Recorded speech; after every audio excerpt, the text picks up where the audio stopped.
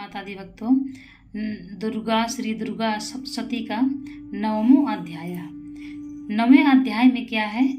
निशुंभ वध, यानी कि 9वें अध्याय में निशुंभ का वध किस प्रकार माता ने किया, इसका वर्णन बताया गया है। मैं अर्धनारीश्वर के श्री विग्रह की निरंतर शरण लेता हूँ।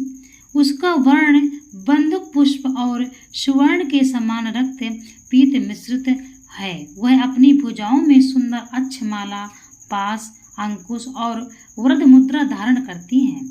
अर्धचंद्र उसका आभूषण है तथा वह 3 नेत्रों से सुशोभित है।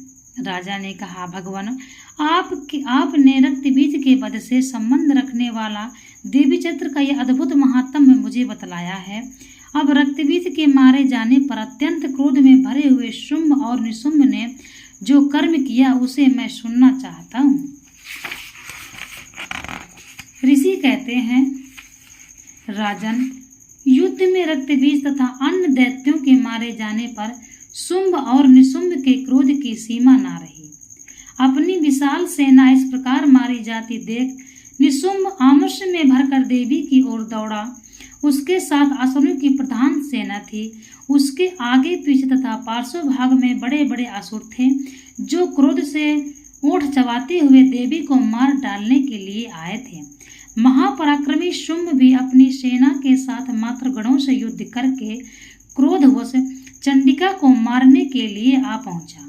तब देवी के साथ शुंभ और निशुंभ का घोर संग्राम छिड़ गया। वे दोनों दैत्य मेघों की भांति बाणों की भयंकर वृष्टि कर रहे थे।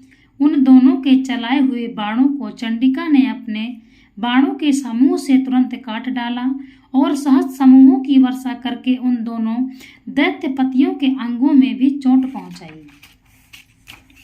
निशुंभ ने तीखी तलवार और चमकती हुई ढाल लेकर देवी के वाहन सिंह के मस्तक पर प्रहार किया।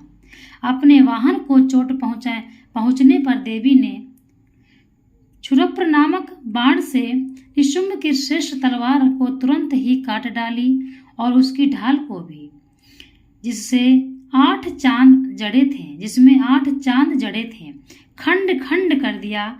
ढाल और तलवार के कट जाने पर उस असुर ने शक्ति चलाई, किंतु सामने आने पर देवी ने चक्र से उसके भी 2 टुकड़े कर दिए। अब तो निशुंभ क्रोध से जल उठा और उस दानव ने देवी को मारने के लिए शूल उठाया, किंतु देवी ने समीप आने पर उसे भी मुक्के से मारकर चूर्ण कर दिया। तब उसने गदा घुमाकर चंडी के ऊपर चलाई, परंतु वह भी देवी के त्रिशूल से कटकर भस्म हो गई। तदंतर दैत्यराज निशुंभ का फरसा हाथों में लेकर आते देख देवी ने बाण समूह से घायल कर धरती पर सुला दिया। उस भयंकर पराक्रमी भाई निशुंभ के धराशायी हो जाने पर शुंभ को बड़ा क्रोध हुआ और अंबिका का वध करने के लिए वह आगे बढ़ा। रथ पर बैठे बैठे ही उत्तम आयुधों से सुशोभित अपनी बड़ी बड़ी 8 अनुपम भुजाओं से समूचे आकाश को ढक कर वह अद्भुत शोभा पाने लगा। उसे आते देख देवी ने शंख बजाया और धनुष की प्रत्यंचा का भी अत्यंत दुस्सह शब्द किया। साथ ही अपने घंटे के शब्द से समस्त दैत्य सैनिकों का तेज नष्ट करने वाला था, संपूर्ण दिशाओं को व्याप्त कर दिए। तदंतर सिंह ने भी अपनी दहाड़ से, जिसे सुनकर बड़े बड़े गजराजों का महान मद दूर हो जाता था, आकाश, पृथ्वी और 10 दिशाओं को गूंजा दिया। फिर काली ने आकाश में उछलकर अपने दोनों हाथों से पृथ्वी पर आघात किया। उससे ऐसा भयंकर शब्द हुआ जिससे पहले के शब्द भी शांत हो गए। तत्पश्चात शिवदूती ने दैत्यों के लिए अमंगलजनक अट्टहास किया। इन शब्दों को सुनकर समस्त असुर थर्रा उठे, किंतु शुंभ को बड़ा क्रोध हुआ। उस समय देवी ने जब शुंभ को लक्ष्य करके कहा, ओ दुरात्मन, खड़ा रहे। तभी आकाश में खड़े हुए देवता बोल उठे, जय हो, जय हो। शुंभ ने वहां आकर ज्वालाओं से युक्त अत्यंत भयानक शक्ति चलाई। अग्निमय पर्वत के समान आती हुई उस शक्ति को देवी ने बड़े भारी लूके से दूर हटा दिया। उस समय शुंभ के सिंहनाद से तीनों लोग गूंज उठे। राजन उसी का प्रतिध्वनि से वज्रपात के समान भयानक शब्द हुआ, जिसने अन्य सब शब्दों को जीत लिया।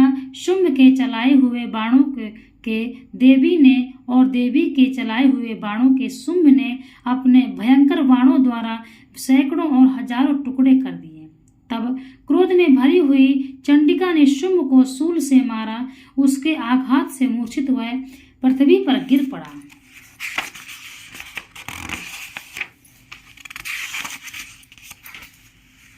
इतने में ही निशुंभ को चेतना हुई। उसने धनुष हाथ में लेकर बाणों द्वारा देवी काली तथा सिंह को घायल कर दिया। फिर उस दैत्य राज ने 10,000 बाहें बनाकर चक्रों के प्रहार से चंडिका को आच्छादित कर दिया। तब दुर्गम पीड़ा का नाश करने वाली भगवती दुर्गे ने कुपित होकर अपने बाणों से उन चक्रों तथा बाणों को काट गिराया। यह देख निशुंभ दैत्य सेना के साथ चंडिका का वध करने के लिए हाथ में गदा लेकर बड़े वेग से दौड़ा। उसके आते ही चंडी ने तीखी धार वाली तलवार से उसकी गदा को शीघ्र ही काट डाला। तब उसने शूल हाथ में ले लिया।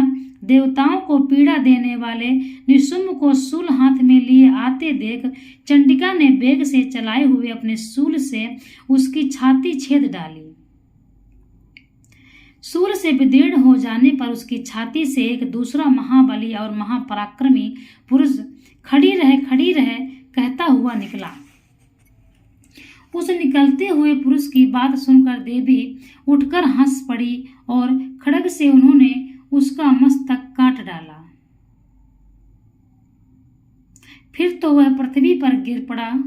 तदंतर सिंह अपनी दाढ़ों से असुरों की गर्दन कुचल कर खाने लगा। वह बड़ा भयंकर दृश्य था। उधर काली तथा शिवदूती ने भी अनन्यान दैत्यों का भक्षण आरंभ किया। कौमारी की शक्ति से विदीर्ण होकर कितने ही महादैत्य नष्ट हो गए। ब्रह्माणी के मंत्रपूत जल से निस्तेज होकर कितने ही भाग खड़े हुए। कितने ही दैत्य महेश्वरी के त्रिशूल से छिन्न भिन्न हो धराशायी हो गए। वाराही के थुथुने के आघात से कितनों का पृथ्वी पर कचूमर निकल गया। वैष्णवी ने भी अपने चक्र से दानों के टुकड़े टुकड़े कर डाले। इंद्रिय के हाथ से छूटे हुए वज्र से भी कितने ही प्राणों से हाथ धो बैठे। कुछ असुर नष्ट हो गए, कुछ उस महायुद्ध से भाग गए तथा कितने ही काली शिवदूती तथा सिंह के ग्रास बन गए। इस प्रकार श्री मार्कंडेय पुराण में सावर्णिक मनवंतर की कथा के अंतर्गत देवी महात्म्य में निशुंभ वध नामक 9वां अध्याय पूरा हुआ। जय माता दी।